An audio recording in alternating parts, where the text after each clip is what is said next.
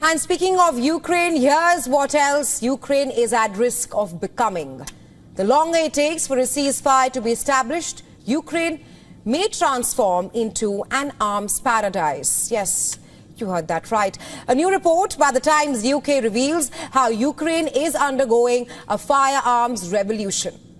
The country, which imports more weapons than any other nation and is facing one of the deadliest wars in Europe since World War II, is reportedly at a risk of becoming a weapons paradise. Surveys cited by the Times UK have shown that a majority of the Ukrainian population favours allowing civilians to own guns. Take a look at this graphics, these numbers on your screens. As you can see, in 2022, that's when the war broke out, over 62% of Ukrainians said yes to carrying firearms for personal protection, whereas 19% said no to carrying arms and around 18% said yes for special needs. But that's not all. In the years and months that followed, there's also been an increase in the number of Ukrainians armed with weapons. Whereas in 2011, less than 4% of Ukrainians carried a knife or a gun with them, the stats show that the number increased. In 2019, less than 6% carried personal arms. But in 2023, that's when Ukraine was at a war, more than 16% of Ukrainians carried arms on them. And when asked why, most Ukrainians cited by the report say that their perceptions changed after seeing Russian tanks rolling in their cities. They especially cited what happened to unarmed civilians in Bucha and Irpin.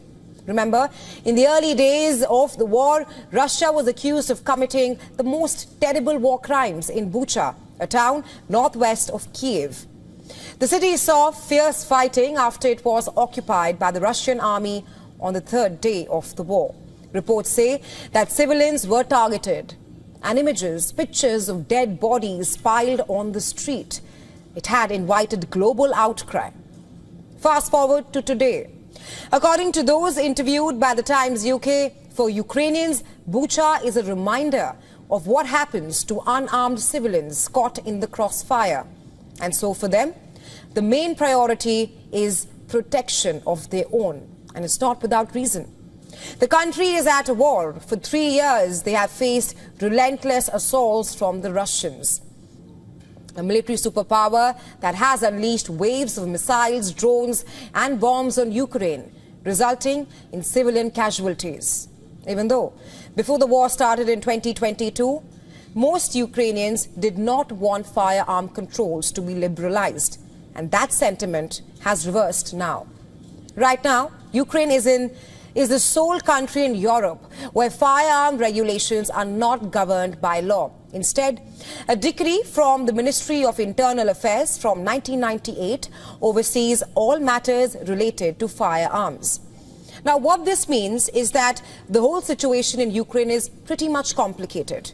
In Kiev, there are many gun shops that reportedly sell a variety of weapons, including powerful sniper rifles and shotguns at low prices.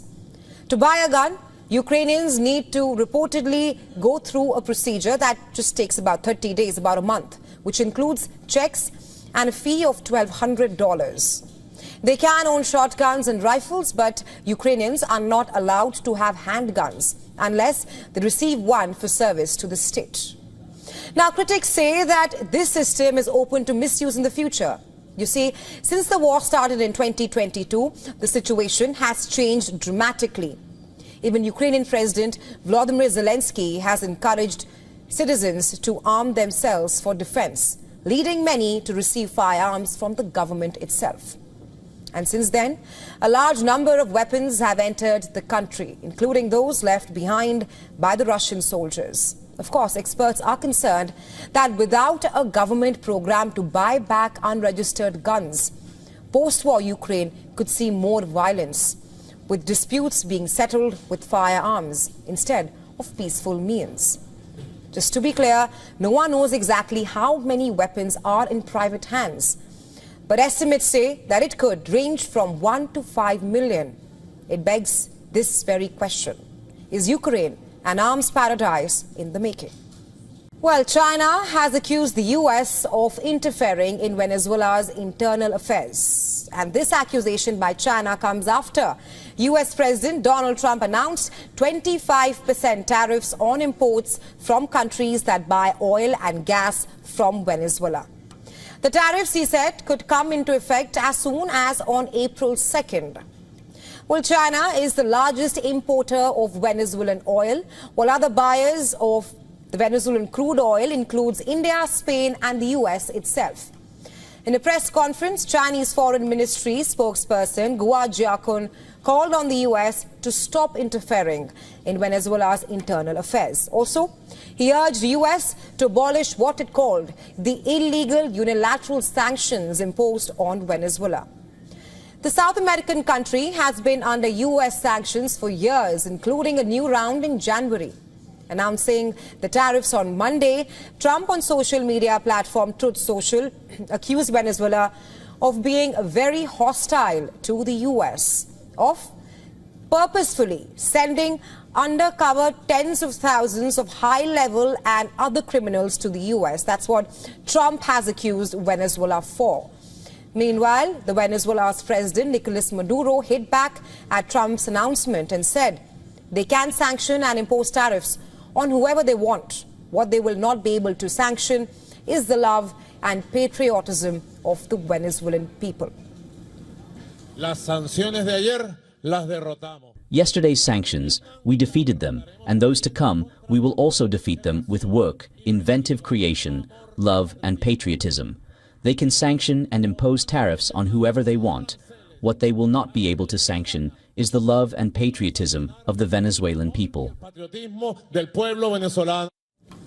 According to Trump's order, the 25% tariff would expire a year after a country has last imported Venezuelan oil. The tariffs are likely to hit countries like India and China, which import oil from the South American country. In December 2023 and January 2024, India was the top buyer of Venezuelan crude oil at 254,000 barrels per day. India's oil import was nearly half of Venezuela's total oil export in January. Similarly, apart from India, China imported 500,000 barrels of oil per day from Venezuela in February. All right, now the ongoing war between Ukraine and Russia, it's in its fourth year, but it is now having a profound impact on the morale of soldiers in neighboring countries. In Czech Republic, there has been a major increase in the number of soldiers leaving the military. According to reports, the number of dismissals has increased by 40% since the beginning of the war.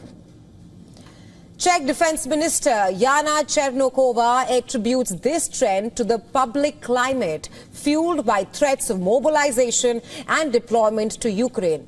She said that many soldiers who joined the army during peaceful times are now using these threats as an excuse to leave the Czech army. The Czech Republic abolished mandatory military service in 2004 and has since maintained a professional army. However, the latest data shows that 1,370 servicemen left the army in 2024 compared to 1,200 in 2023 and 1,300 in 2022. And this represents a major increase from the pre-Russia-Ukraine era when the annual number of soldiers quitting the army was between 800 to 1,000. Černochová's recent statements shed light on the motivations behind the rising number of departures from the Czech military. Her off-the-record discussions with military personnel provided insights into the challenges faced by the Czech Defense Ministry in perhaps maintaining the military strength and capabilities. The situation also highlights the broader impact of the Russia-Ukraine war on European militaries and, like I mentioned, the morale of the soldiers. Like Czech Republic in maintaining morale and retention among their troops, there are also other countries who are going through a similar turmoil. On recent visits to Ukraine, Czech President Petr Pavel signaled that his country is ready to join a potential foreign troop deployment in the event that Kiev and Moscow agree on a truce. There was a meeting of chiefs of defense in London, whose primary purpose was to talk about modalities of potential military presence in Ukraine. And Czech Republic is ready to be part of that negotiation. And if there is finally a decision to create such a force, I truly believe the Czech Republic would be part of it. The United States is facing a severe egg shortage driven by the worst bird flu outbreak in history. Since early 2022, the virus has wiped out nearly 170 million chickens, turkeys and other birds, leading to a sharp drop in egg supply. As a result, wholesale egg prices surged 53.6% in February, forcing stores to limit stock and restaurants to raise prices. In response, the Trump administration announced a $1 billion plan to lower egg costs. This includes virus prevention measure, vaccine research and expanding imports from countries like Brazil, Turkey and South Korea. US egg imports from Brazil alone jumped 93% last month compared to 2024, according to the Brazilian Animal Protein Association, that is. Well, beyond imports, the administration is also looking at regulatory changes to allow broiler chicken eggs laid by chickens raised for meat, to be used in foods like cake mixes and salad dressings. Currently, 360 million broiler eggs are discarded annually. As the US scrambles to stabilize egg prices, it has also relaxed import restrictions. In January, the administration approved Brazilian eggs for usage into food goods, a shift from the previous use in pet food. Meanwhile, states like Nevada and Arizona have suspended cage-free eggs laws to address supply shortages. Nevada paused a 2021 law requiring all eggs sold in the state to be cage-free, while Arizona lawmakers are mulling removing a similar rule. These policy shifts mark a departure from past consumer-driven demand for cage-free eggs, as shortages and rising prices reshape priorities in the US.